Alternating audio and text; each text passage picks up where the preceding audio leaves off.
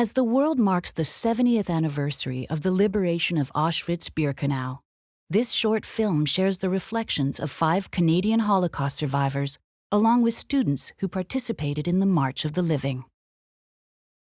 The March of the Living is an educational program that brings survivors and young people from around the world to march from Auschwitz-Birkenau in memory of all victims of Nazi genocide and against prejudice, intolerance, and hate.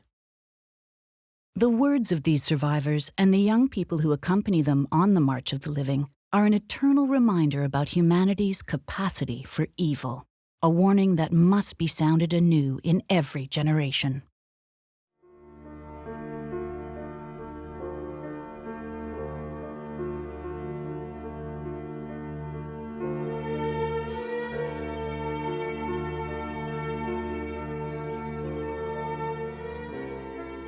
The first time I was back in Auschwitz-Birkenau, I said I was never here. The grass is green, the trees are blooming. I began to imagine how my mother must have felt, walking into the gas chamber with my 6-year-old brother. I was devastated. I was totally devastated. No matter how many times I've been back, I cannot think of anything else except this terrible feeling that I had in those first few minutes when we were pushed out of the cattle cars. After liberation, I had only the wish not to remember. I had nightmares, terrible nightmares if I did.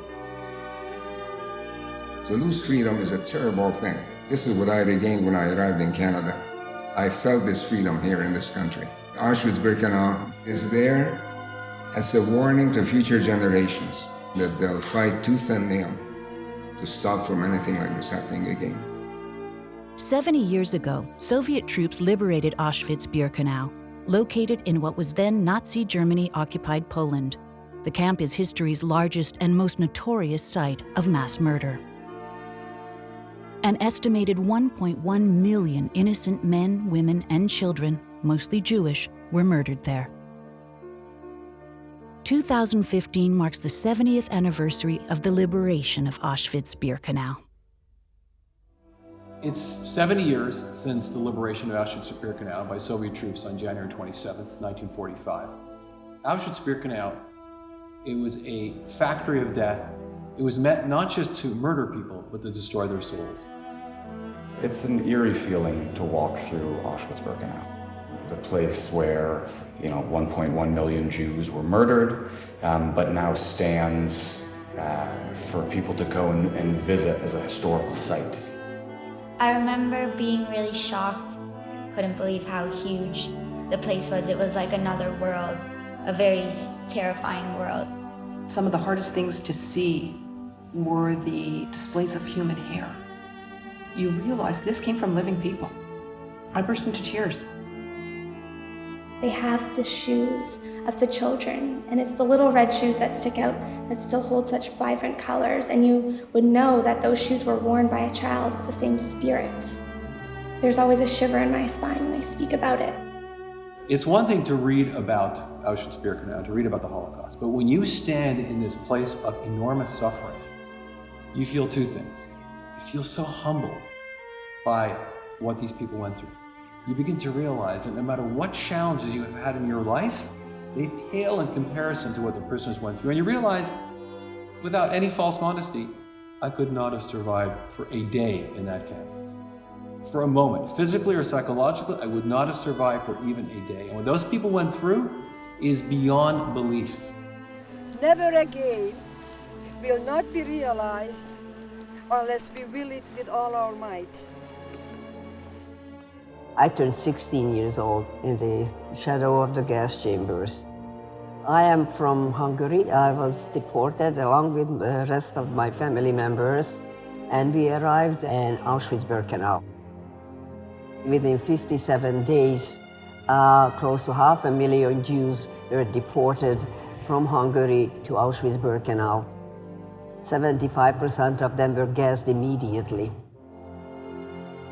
I was such a young girl when all this happened, I really did not experience the horrors of that camp.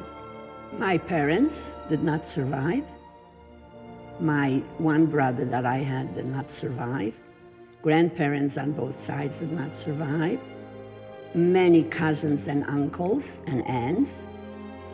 And when I'm in Auschwitz, this is the place where I feel certainly the closest to my family, because that's their gravesite. I keep thinking of my little sister. She was only 9 months old. And my mother, who gave birth to 4 children, and she had to suffer a collective death with her children in a gas chamber. This I can never forget, and I can never forgive. As a 13-year-old kid, it was a terrifying experience. And I came back to the barracks and met my father, and I told him that I was just told about the gas chambers, the crematoria, and what's happening to the people, and what probably happened to my mother and my sister. And my father looked at me in Auschwitz in 1944 and said, "This cannot be true. These are German people, the height of culture, the people of Beethoven and Schumann and Goethe. These people cannot be so inhuman." Auschwitz can happen anywhere, in any generation, in any country, to any people. Whether it's a Rwandan genocide or the Cambodian genocide or what went on in Darfur, Auschwitz is a permanent reminder to the world of the terrible evil that lurks in the hearts of some human beings. It's also a reminder to the good people to stand up and be counted and take a stand against this evil. I think it's tremendously important that we honor the anniversary of the liberation. Honoring the anniversary is helping people heal, because it's helping people remember. If you learn about the past, then you can prevent it from happening in the future. That is my mission, that people will remember and people will know. If the memory dies, if the historical context and events leading up to the Holocaust are forgotten, then people aren't going to be able to recognize if and when they do appear again, and to take action to try and stop it. The liberation of Auschwitz should mean not to let it happen again, and we can do it. We can stop it. Nobody in the future should live with memories like we Holocaust survivors and other genocide survivors have.